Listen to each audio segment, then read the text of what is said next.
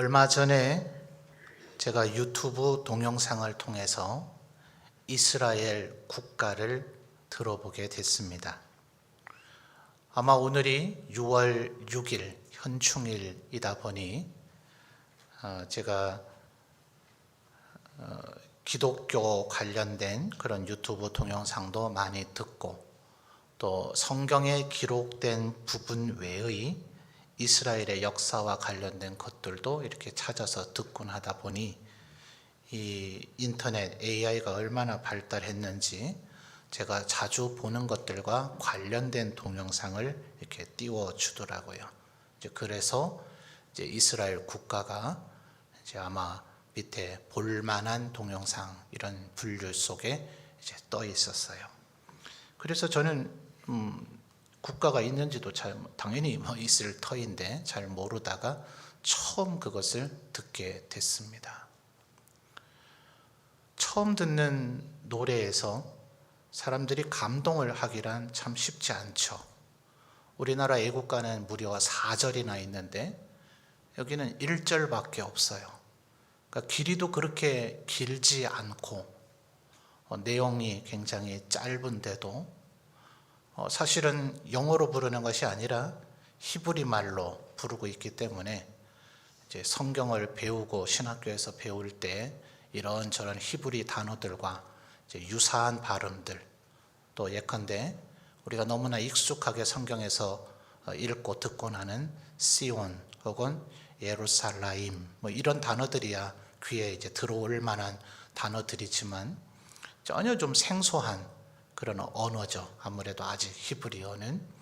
그래도 다행히 벌써 우리나라 사람들이 여러 전부터 그것을 다 듣고 이렇게 했었는지 밑에 히브리어 자막에 심지어 한국어로 번역된 자막까지 이렇게 달려져 있어서 내용을 이해하는데 크게 어려움은 없었습니다. 근데 이 내용이 멜로디가 단조라 그러죠. 마이너 코드. 굉장히 구슬퍼요. 별로 길지도 않은데 밑에 그 가사 자막을 보면서 사실은 말은 몇 분의 1밖에 알아듣지 못하는 그 히브리 말을 들으면서 저도 모르게 눈물이 나더라고요. 그래서 그 내용을 이제 이렇게 저렇게 찾아봤습니다. 번역이 조금씩 다를 수가 있기 때문에 그 히브리 원문 가사 혹은 영어로 역번이 되어 있는 가사를 가지고 번역을 한 사람들의 번역은 조금씩은 차이가 있습니다. 그러나 제가 한 번역을 여러분에게 소개를 해드리려고 그래요. 가사 내용이 이렇습니다. 마음속에서 유대인의 혼이 갈망하고 있는 한, 그리고 이제 유대인들이 대부분 유럽 사회에 흩어져 살아 있었기 때문에 그들의 입장, 살고 있는 위치의 입장에서 볼 때 이스라엘 예루살렘은 동쪽이죠. 그래서 동쪽을 향해서 눈이 시온을 향해서 바라본다면 우리의 소망은 아직 잃어버린 것이 아니다. 2000년의 소망, 우리들 자신의 땅 시온과 예루살렘 땅에 자유로운 국가를 세우리라. 이런 내용이에요. 전혀 처음 듣는 노래이고 아주 짧은 노래인데도 아무리 단조의 슬픈, 구슬픈 멜로디로 돼 있다 하더라도 들으면서 나도 모르게 감동이 되어져서 눈물이 났어요. 사실 이 국가라 하는 것들이 나라, 민족 이런 개념이 사실은 근대적인 개념이죠. 그러다 보니까 각 나라다, 이게 우리나라다, 예컨대 프랑스다. 근데 그 프랑스 안에도 사실은 꽤 여러 나라들이 있었어요. 스페인도 마찬가지죠. 지금도 분리 독립을 하려고 하는 어떤 지역들 또 인종들이 각 나라마다 다 있습니다. 사실은 오늘날 국가라고 불려지는 것은 이걸 하나의 우리의 국가로 한다라고 그 국민들에게 일종의 세뇌를 시키는 겁니다. 그리고 애국가, 국가 같은 것을 만들어서 그들의 애국심을 고취시키고 우리나라가 위대하다, 또 앞으로 잘 될 것이다, 이제 이런 희망을 심어주기 때문에 대부분의 국가들은 장엄한 그런 멜로디로 장조로 주로 작곡이 됩니다. 그래야 아주 웅장하고 마음속에 또 힘과 희망이 솟아나기 때문에 그렇죠. 그래서 음악가들의 얘기로는 전 세계 200개 넘는 나라 가운데 나라의 국가가 단조로 작곡된 것은 몇 곡 되지 않는다. 그 중에 하나가 지금 이 이스라엘의 국가예요. 이것이 1870년에 작사가 된 겁니다. 그 작사를 한 사람은 성경 아모스 9장 14, 15절에서 영감을 가지고 이 내용을 작사했다 그래요. 자, 여러분 한번 찾아볼까요? 구약 성경 아모스입니다.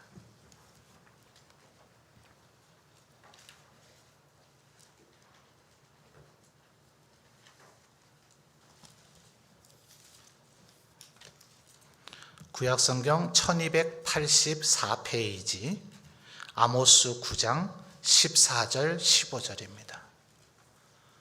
구약 성경 아모스 9장 14, 15절 구약 성경 1284페이지 찾으신 분 아멘요? 예, 대부분 찾으신 것 같네요. 자, 여러분이 한번 읽어봐 주실까요? 시작.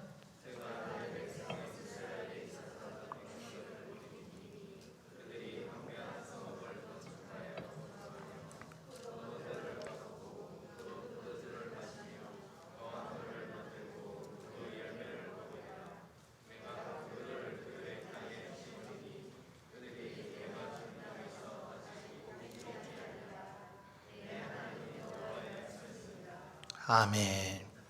자, 이 아모스 9장 14, 15절은 이스라엘의 회복을 하나님께서 아모스 선지자를 통해서 말씀하신 거죠.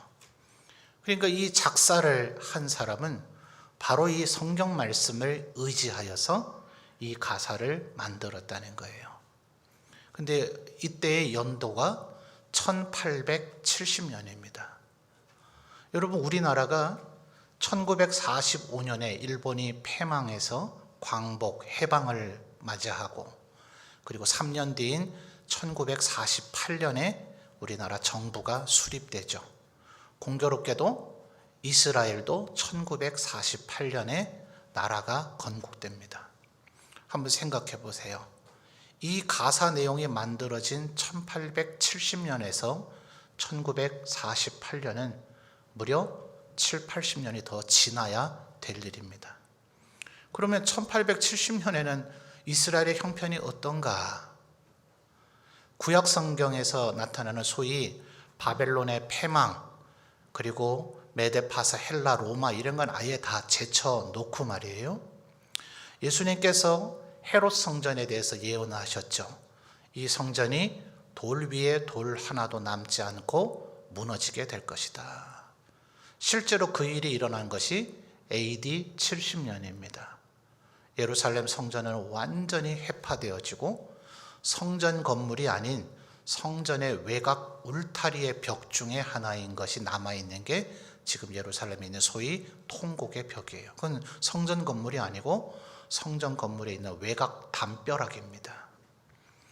그러니까 그렇게 무너지고 이스라엘 사람들이 예루살렘에서 보이면 무조건 죽는다라는 추방령이 내려진 게 AD 70년이에요. 그러니까 1870년이면 몇 년이 흘렀어요? 1800년이 흐르는 동안 이스라엘은 국가가 없었습니다. 그런데 지금 뭐라고 얘기했다고요? 가사 내용 아까 잘 들으셨어요? 마음속에서 유대인의 혼이 갈망하고 있는 한 동쪽을 향해서 눈이 시온을 향해서 바라본다면 우리의 소망은 아직 잃어버린 것이 아니네. 2000년의 소망, 우리들 자신의 땅 시온과 예루살렘 땅에 자유로운 국가를 세우리라. 제가 이 가사 내용을 읽으면서 또다시 눈물이 나더라고요. 이쯤은 돼야 이걸 소망이라 말할 수 있겠구나. 그죠? 18년이 아니에요. 18년도 아니고 180년도 아닌 1800년 동안 나라 없이 국가 없이 떠돌아다니던 이들이 1870년에 이 가사를 만들 때에는 이 가사 만들고 이제 한 7, 80년만 더 참으면 우리가 누군가 우리에게 나라를 만들어 준다. 아무런 그런 희망이, 소망이 그때는 없었어요. 유대인들조차도 전 세계에 흩어져 있었기 때문에 이때 이후에 소위 세계 1, 2차 세계대전이 일어나잖아요. 그러니까 자기가 현재 혈통은 유대인이지만 러시아에 사는 사람도 있고 프랑스, 영국에 사는 사람도 있고 이탈리아, 독일에 사는 사람들도 있고 전부 다 자기가 어쨌든 세금을 내고 국민의 의무를 하고 있는 국가의 이해가 서로 다른 거예요. 그러니 유대인들조차도 소위 이것을 국제 시오니즘 운동이라 이렇게 부르는데 유대인들조차도 마음이 처음에는 하나 되기가 쉽지 않았어요. 그게 되나? 말 그대로 가사에도 나오는 것처럼 2000년 가까이 국가가 세워지지 못했는데 가나안 땅, 이스라엘 땅, 시온과 예루살렘에 가서 나라를 세운다고 우리의 영혼이 절망하지 않고 포기하지 않고 우리의 눈이 그쪽을 향하게만 한다면 이게 이루어진다는 게 과연 말이 될 일인가라고 생각하지 않았겠어요? 그런데도 그들은 이것을 소망으로 붙잡았더라. 이쯤 돼야 이것을 소망이라 하겠구나. 그래서 1870년에 작사가 되어지고 1897년에 소위 제1회 국제 시오니즘 운동의 찬가로 채택이 된 이 노래가 1948년에 국가로서 불려지다가 실제로 공식적인 국가로 확정된 것은 2004년입니다. 그러니까 이 노래가 처음 만들어졌을 때로부터 무려 100년이 지나서 비로소 이제 국가가 된 거인데요. 그러니까 처음에는 나라도 없었고 이 노래가 국가가 되리라고는 작사한 사람이나 작곡한 사람도 상상하지 아마 못하지 않았겠어요? 그들이 죽은 이후에 이 일이 일어났으니까요. 그래서 처음에는 그저 하나의 노래에 불과했어요. 그래서 이 노래에는 제목이 있습니다. 애국가 혹은 국가라고 불려지는 게 아니라 별개의 제목이 있는데 히브리 말로 하티크바, 우리말로 번역하면 소망이에요.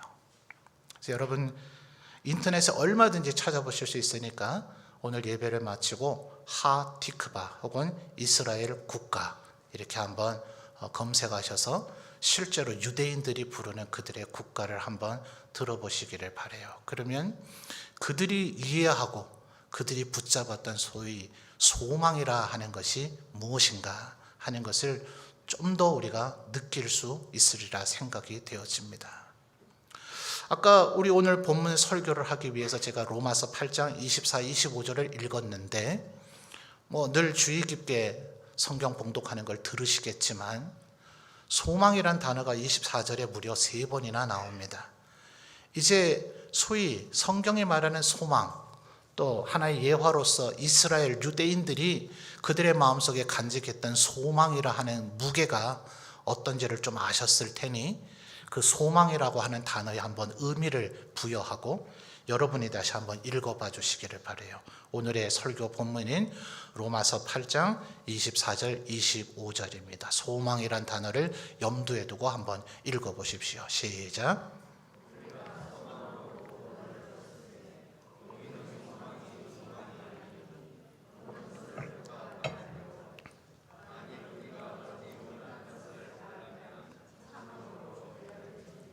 아멘.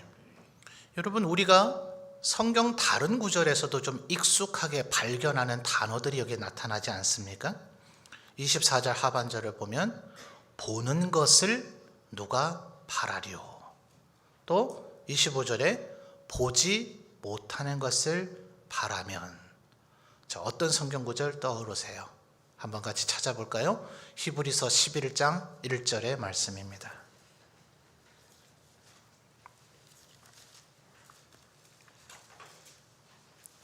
히브리서 11장 1절 신약성경 364페이지에 있습니다. 히브리서 11장 1절 찾으신 분 아멘요? 같이 한번 여러분 봉독해 주십시오. 시작.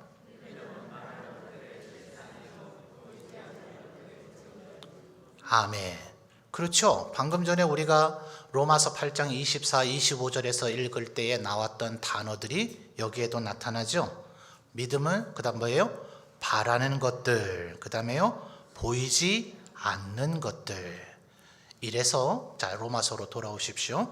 이래서 신학자들이 믿음과 소망의 경계선이 모호하다 이런 표현을 하는 신학자가 있어요.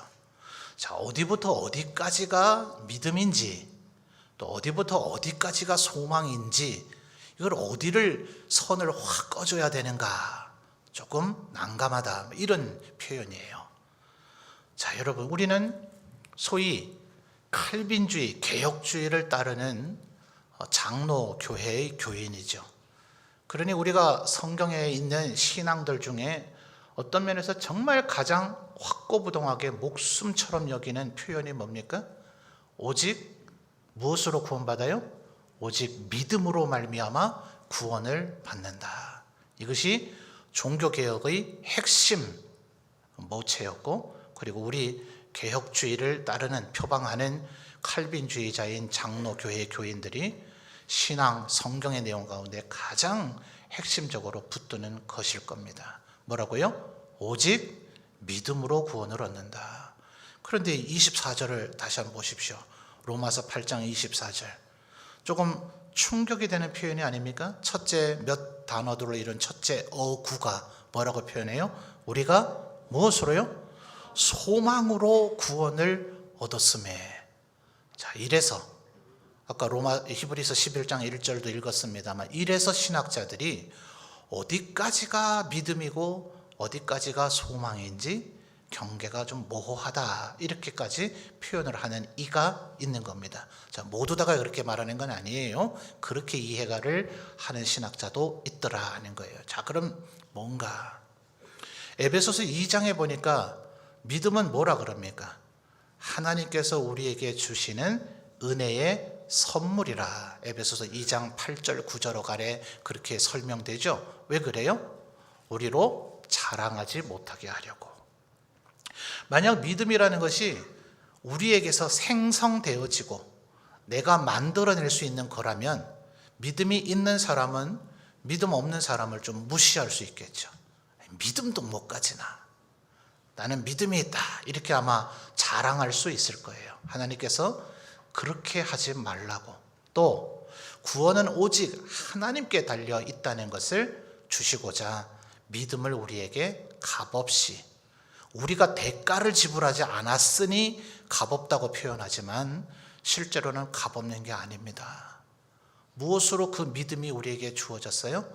예수 그리스도의 보혈로 우리에게 그 믿음이 선물로 주어진 겁니다.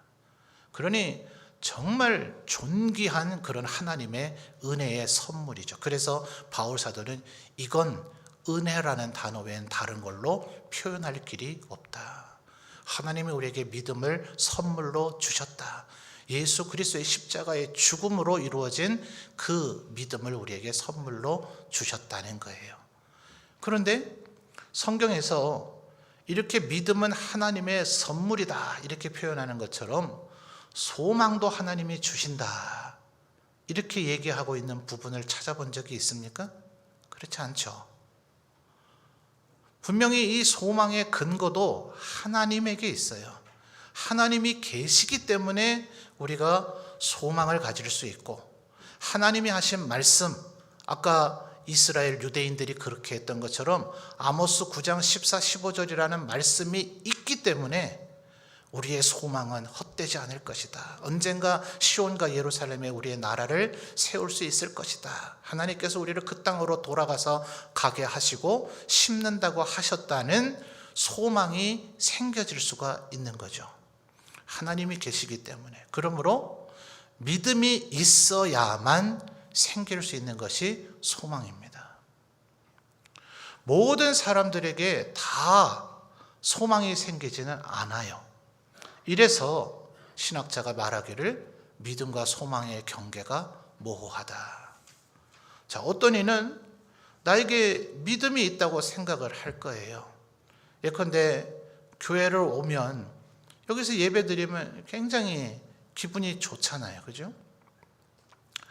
우리 찬양이라고 하는 것들이 세상의 헤비메탈이나 락 음악 같은 거하고는 달리 그런 것은 소음도 심한 데다가 그 음을 내는 그것들이 너무나 거친 금속성의 소리들이기 때문에 이 음악 소리, 사운드, 소리에 대해서 연구를 하는 이들이 그런 음악을 자꾸 듣다 보면 사람이 좀 거칠어지고 성격이 과격해지는 경향이 있다. 식물과 동물들에게도 실험을 했어요. 식물에게 좋은 소리, 소위 우리 교회에서 부르는 찬양이나 클래식 음악 같은 걸 들려주는 식물이나 동물, 아무 소리도 안 들려주는 것들, 그 다음에 락 음악이나 헤비메탈 같은 그런 시끄러운 소리를 들려주는 것들, 또 혹은 사랑의 말이나 혹은 저주의 말을 이렇게 각각 다른 소리로 실험을 해보니 식물과 동물에서 새끼를 낳는 것이나 또 열매가 열리는 것들이 좋은 소리, 경건하고 아름다운 음악에서 훨씬 좋은 긍정적인 효과가 나더라는 여러 실험의 결과들이 있습니다. 그러니까 사실 교회 와서 함께 찬양을 부르고 또 오늘도 우리 셀라 중창단이 아주 은혜로운 찬양을 해주셨습니다만 저는 이럴 때 깜짝깜짝 놀라요. 하나님의 정말 섭리겠죠. 제가 우리 셀라 중창단 단장이신 우리 이은경 권사님께 돌아오는 주일 설교 제목이 소망입니다, 이런 얘기 해드린 적이 없거든요. 사실은 이번 주에 설교에 후보로 올랐던 게 두세 가지 주제가 있어요. 비밀입니다. 개봉은 못하고. 하나는 다음 주에 아마 더 무르익어져서 설교되어지리라 기대를 하는데, 소망이란 주제로 설교하자는 확정은 금요일 심야에 결정을 했습니다. 그러니까 전혀 교감하지 않았어요. 근데 오늘 가사 내용 잘 들어보셨어요? 댁에 가셔서 밴드에 올라 있을 테니 또다시 들어보세요. 절망을 넘어서서 희망을 향해 가는 소망, 예수님을 붙잡으면 그 소망이 우리에게 주어진다. 또 눈물 날 뻔했어요. 하나님께서 오늘 설교와 함께 우리 성도들에게 감동을 주시고자 하는구나. 믿음이 있는 자들 모두가 소망을 갖는 건 아니더라고요. 그러니까 우리 교회에 정말 처음 예배 드리러 온 분들, 신앙생활을 이미 하다가 이사를 오시거나 그런 분들이 아닌 정말 하나님에 대해서 전혀 모르는 분들이 간혹 등록을 하면 제가 새가족 환영하는 자리에서 그렇게 여쭤봅니다. 오늘 예배 드리고 나니 기분이 어떠세요? 자, 우리 같으면 아마 은혜 받았다든지 감동이 됐다든지 이런 표현을 쓸 거예요. 그런데 교회를 처음 오신 분들은 그런 단어들이 익숙하지 않거든요. 그러니까 뭔가 자신 속에 있었던 그 느낌과 감정을 말로 잘 표현하지를 못해요. 그럼 제가 이제 쉽게 접근해 드리도록 질문을 다시 드려요. 기분이 좋으셨어요? 나쁘셨어요? 이러면 좋았다고 말하지 나쁘다고 말하는 분을 아직 한 번도 만나보지를 못했어요. 그러니까 예배를 드리다 보면 우리의 마음이 왠지 모르게 평안해지고 위로받는 것 같고, 또 우리 성도님들 가운데 정말 삶과 가정에 힘듦과 어려움이 있어서 경직된 얼굴 표정으로 이 자리에 오는 분들도 더러 계실 수 있지만, 일단 예배당 건물 안에 들어오면 왠지 하나님의 품에 안긴 것 같은 느낌이 들어서 우리의 마음이 포근해지고 평안해지는 그런 느낌들을 갖잖아요. 아멘이죠? 그러다 보니 앞뒤 좌우의 성도님들 얼굴을 보니 이렇게 평안하고 천사 같은 분들이 있는가 싶으니 내 마음도 평안해진단 말입니다. 또 목사의 설교 목소리도 그다지 나쁘진 않죠. 여러분이 인정 안 하셔도 제 목소리 좋아하는 사람이 이 공간에 한 명은 있습니다. 그러니 이렇게 예배를 드리다 보면 내 마음이 평안해지고 기분이 좋아지니까 이게 이제 나에게 믿음이 있는가, 이제 이렇게 생각할 수 있단 말이에요. 그런데 이것이 내 마음의 소망으로 표출이 되지 않는다면 그렇게 가졌던 그 감정, 자, 여러분 오늘 지금 예배 드리는데 내 마음도 지금 평안하다, 너무 좋다, 하나님 품에 안긴 것 같다, 이게 믿음이 아니라는 얘기가 아닙니다. 이게 정말 믿음이 맞다면 그 믿음은 소망으로 연결이 되어지도록 되어져 있다는 거예요. 자, 믿음의 핵심이 뭐예요? 믿음은 하나님께서 살아 계신다라는 것을 믿는 게 믿음이죠. 성경 아무리 많이 읽는다고 됩니까? 아주 유능한 강사에게 배운다고 해서 됩니까? 이걸 막 딸딸딸 외워본다고 되나요? 아니요. 하나님께서 믿음을 주셔서 이 말씀이 우리의 마음속에서 역사되어지기 시작할 때 그때 이 말씀을 믿고 받아들이게 되는 믿음이 비로소 우리의 마음에 자리를 잡게 됩니다. 그러니 예수님께서도 이 땅에 육신의 몸을 입고 오셨을 때 뭐라 그러셨어요? 들을 귀가 있는 자들은 들으라. 이 말씀이 들려질 때 그것이 하나님의 은혜로 믿음이 되어지고 믿음이 역사되어져서 이 모든 말씀이 너희에게 믿어지게 되기를 바란다는 주님의 기도가 있더라는 거죠. 그러면 이것이 우리에게 믿음이 생겨지면 하나님은 살아계시다. 하나님은 전능하시다. 그리고 하나님의 말씀에는 허언이나 거짓, 실수함이 없으시다. 하나님은 말씀하신 것을 반드시 책임지신다라는 것을 정말 믿으면 그러면 우리에게 소망이 생기는 거죠. 저는 오늘 이 얘기를 꼭 말씀드리고 싶은데요. 이 소망이 우리에게 있는 그 어떤 영적 백신보다 더 강력한 백신인 줄 믿습니다. 우리에게 소망이 생기면 소망은 무엇으로부터 출발한다고요? 믿음으로부터 생겨지는 이 소망이 우리에게 있으면 하나님은 살아계시다. 그분은 전능하시다. 그분은 우리를 사랑하신다. 그리고 우리에게 하신 그 말씀을 반드시 책임지고 지키신다는 소망이 우리에게 있으면 오늘 우리의 눈에 24, 25를 뭐라 했다고요? 보이지 않아도 우리의 눈에 지금 이루어지지 않았더라도 우리의 바람이 있으면 그것이 소망이 되면 우리는 그 어떤 힘듦과 어려움도 능히 견뎌낼 수 있다는 거예요. 그래서 8장 25절을 다시 보십시오. 로마서 8장 25절에 하반절을 뭐라고 얘기합니까? 만일 우리가 보지 못하는 것을 바라면 이 말 자체가 소망이에요. 만일 우리에게 소망이 있으면 그 다음 뭐라고요? 여러분이 읽어주세요. 시작. 참음으로 기다릴지니라. 소망이 우리로 하여금 인내하게 하고 견디게 하고 끝내는 승리하게 하더라 하는 거예요. 그럼 도대체 이 24절 상반절에 아까 우리가 좀 충격적인 표현이었는데 우리가 소망으로 구원을 얻는다. 아니 믿음으로 구원을 얻어야 되는데 소망으로 구원을 얻는다는 도대체 이 소망, 지금 바울이 24, 25절에서 말하고 있는 이 소망이 도대체 무엇인가? 이걸 정확히 알려면 사실은 18절부터의 말씀을 좀 살펴봐야 될 필요가 있어요. 자, 18절은 조금 따로 분리해서 떼어놓고 19절부터를 볼게요. 19절부터를 22절까지를 보면 피조물이라는 단어가 계속 반복됩니다. 자, 19절의 첫 단어들이죠. 피조물이 고대하는 바. 19절이요. 19절 읽었죠. 20절이요. 피조물이 허무한데 굴복하는 것. 21절 그 바라는 것이 그다음 뭐죠? 피조물도 썩어짐의 종노릇한 데서 해방되는 것. 22절에요. 피조물이 다 이제까지 함께 탄식하는 것. 자, 지금까지 우리는 흔히 구원, 아까 24절에 뭐라 했다고요? 우리가 소망으로 구원을 얻었음에 이랬는데요. 이 구원을 다분히 우리 개인적인 일로만 생각하는 경향이 있습니다. 그게 제일 중요하죠. 온 세상의 구원을 받아도 내가 구원받지 못하면 그것이 무슨 유익이 있겠느냐, 주님 우리에게 얘기하셨잖아요. 그러니 나의 구원이 제일 중요하죠. 나의 죄의 씻음을 받고 죄 사함을 받고 죽음의 근세 그 그늘에서 해방되어져서 영원한 생명을 얻고 그리고 하나님의 나라 천국에 들어가게 되는 것, 이것이 정말 제일 중요하죠. 그런데 구원은 그렇게 내 개개인의 문제로만 국한된 것이 아니더라는 거예요. 하나님께서 최초에 만드셨던 곳, 그것은 에덴 동산이죠. 그래서 나중에 우리가 가게 될 천국을 하나님의 나라라고 불리기도 하지만 신학적인 개념에서는 새로운 에덴이라고 불러요. 그래서 아마 우리 지금 올해 총회장님 섬기시는 교회 이름이 새 에덴 교회인가 봐요.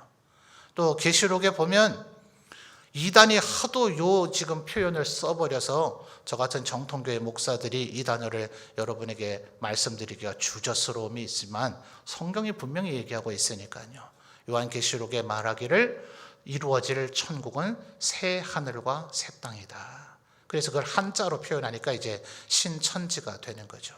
그럼 도대체 그 나라는 어떤 나라인가? 요한계시록에 보니 뭐 슬픔도 없고 애통도 없고 죽음도 없고 해도 더 이상 필요하지 않은 영원토록 찬양하는 그런 나라인데, 또 다른 특징이 이사야 11장에 나타납니다. 한번 찾아보실까요? 이사야 11장.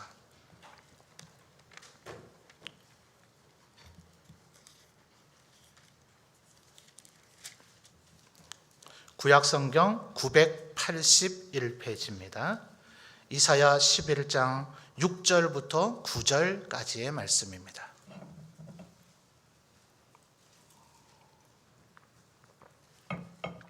이사야 11장 6절에서 9절까지 앞에 스크린에도 나옵니다. 여러 절이니 저하고 여러분이 한 절씩 교독해서 한번 읽어보죠. 6절부터 제가 봉독합니다. 그때의 이리가 어린 양과 함께 살며 표범이 어린 염소와 함께 누우며 송아지와 어린 사자와 살진 짐승이 함께 있어 어린아이에게 끌리며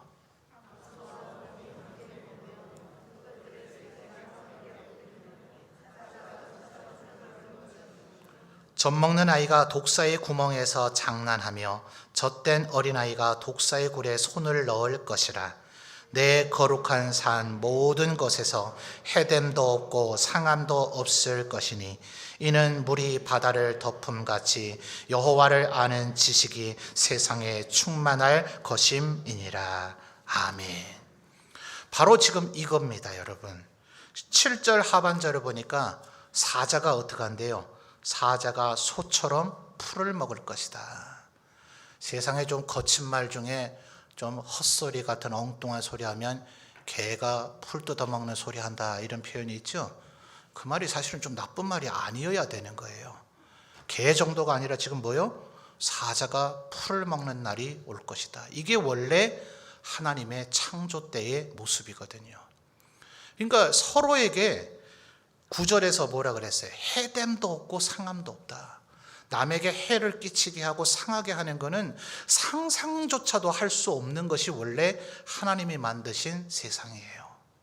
그러니 아담과 하와가 선악을 알게 하는 나무의 열매를 따먹고 이제 추방을 당하게 되죠. 에덴 동산에서 형벌을 받게 되는데, 하나님이 벌을 얘기하면서 이러십니다.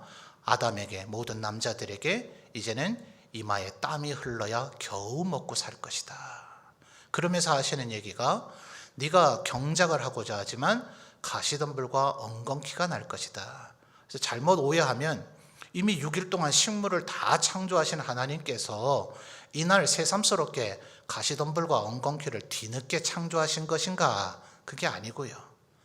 그 이전까지는 그런 역할을 안 했는데 이제부터는 가시덤불과 엉겅퀴와 같은 일종의 잡풀들이 우리가 경작하고자 하는 것들의 성장을 방해하는, 식물 간에도 다툼이 있다는 거예요. 여러분, 농사 지으면 그렇지 않아요? 뭐 채소를 심든 곡물류를 심든 뭘 심든 간에 내가 지금 키워내고자 하는 거는 그저 뭐 대를 세워서 묶어주기도 해야 되고 잘 자라나도록 끈도 걸어줘야 되고 뭐 또 거름도 주고 흙도 뭐 뿌리가 잘 뻗도록 이렇게 좀 움돋아 준다 그럽니까? 흙을 단단하게 굳어진 거 부서뜨리고 해줘야 겨우겨우 자라서 작물이 날까 말까, 뭐 냉해가 오면은 시큰 여름 내도록 고생했는데 열매가 덜 달리니 이러고 있는데, 이놈의 풀들은 제발 자라지 말라고 비닐도 씌우고 제초제도 뿌리고 하는데 얘들이 더 잘 자라죠. 이게 원래부터 이런 게 아니라 지금 피조 세계가 전부 다 타락되어져서 이렇다는 거예요. 자, 로마서로 이제 돌아와 보십시오. 그러니 로마서 아까 8장 19절부터 이해가 되어지죠. 지금 우리 인간만, 개개의 사람들이 내가 구원받아야지 라는 소망을 갖고 있는 게 아니라 온 피조물, 우리가 생각할 때는 미물인 그들조차도 19절에 뭐라고요? 피조물이 고대하고 있대요. 원래 하나님의 창조의 모습대로 온 세상 식물이든 동물이든, 말하자면 이 말의 의미는 이겁니다. 오늘날의 바이러스, 세균 뭐 이런 것들이 우리를 공격한다 해서 지금 우리가 작년부터 코로나 상황에 지금 아주 골머리 애를 먹고 있잖아요. 원래는 이 바이러스, 세균이 인간을 공격하지 않는다는 거예요. 그러니까 이 하나님의 나라가 회복되어지면 지금 우리가 고민하고 갈등하고 힘들어하는 모든 것들이 다 해결되는 거예요. 엄청난 소망이지 않습니까? 가능합니까? 이 일이 이루어지겠습니까? 믿음이 있는 자는 소망이 생긴단 말이에요. 하나님은 전능하시다. 하나님은 우리를 사랑하신다. 하나님은 지금도 살아계신다. 그리고 그분의 하신 말씀에 책임지신다는 것을 믿는 사람은 마음속에 반드시 소망이 생겨지게 돼 있어요. 우리의 눈에 지금은 보이지 않지만 지금 이것을 우리는 바라는 것이다. 마치 이스라엘인들이 1870년에 이 가사를 작사했던 것처럼 우리의 영혼이 포기하거나 절망하지 않는 한, 우리의 눈이 시온과 예루살렘을 바라보는 한 그 땅에 우리의 나라를 세우리라. 이것이 소망이듯이 하나님의 말씀은 반드시 이루어질 것이다 라는 믿음이 우리에게 있으면 그 믿음이 우리를 소망을 갖게 만들어준다는 거예요. 이 소망은 이렇게 어마어마한 것들만인가? 아니죠. 우리들 요즘 하는 말로 젊은 애들이 하는 소확행이라는 말 들어보셨어요? 남들 볼 때는 뭐 그런 걸 소망이라고 얘기를 해. 이럴 만한 별거 아닌 좀 짜잘한, 그죠? 어떤 면에서는 예컨대 이뻐지고 싶다, 살 빼고 싶다 이런 것들부터 시작해서 내 배우자가 예수 믿고 구원받으면 좋겠다, 내 가족 혈육이 온전히 신앙이 회복되면 좋겠다, 내 자녀들에게 있는 마음의 상처나 혹은 육신의 질병이나 그 아이들이 건강하게 잘 자라나면 좋겠다, 모든 대인관계가 회복되면 좋겠다, 이 아이들이 하나님과 사람에게 크게 쓰임받고 사랑받는 이들이 되면 좋겠다. 나에게는 너무나 어마어마하게 중요한 거지만 다른 사람에게는 그다지 중요하지 않은 것일 수도 있죠. 그러나 그것 또한 소망이죠. 하나님은 날 사랑하셔서 나에게 푸른 초장 쉴만한 물가를 인도하신다고 약속하셨다. 여호와를 경외하며 그의 길을 걷는 자에게는 두 손 가득 풍요로운 열매가 주어질 것이다. 내 아내는 포도나무의 포도원과 같을 것이고 내 자녀들은 감람나무와 같을 것이다. 너의 집에 여호와를 경외하며 그를 의지하는 자에게는 양들이 천천과 만만으로 뛰놀게 될 것이고 백곡이 넘쳐나게 될 것이다 등등의 하나님께서 우리를 축복하시는 얼마나 많은 말씀들이 있습니까? 우리에게 믿음이 있다면 그 믿음이 우리로 소망을 갖게 만들어서 그 소망이 비록 오늘 우리에게 다 이루어지진 않았지만 우리로 바라게 하고 우리의 눈에 보이지 않는 것을 소망으로 갖게 해서 그 어떤 좌절과 시련 혹은 코로나 같은 질병에서라도 우리를 이겨내게 만든다는 거예요. 이 영적인 거룩한 백신, 이 소망이 우리 성도들에게 있기를 주님의 이름으로 축원합니다.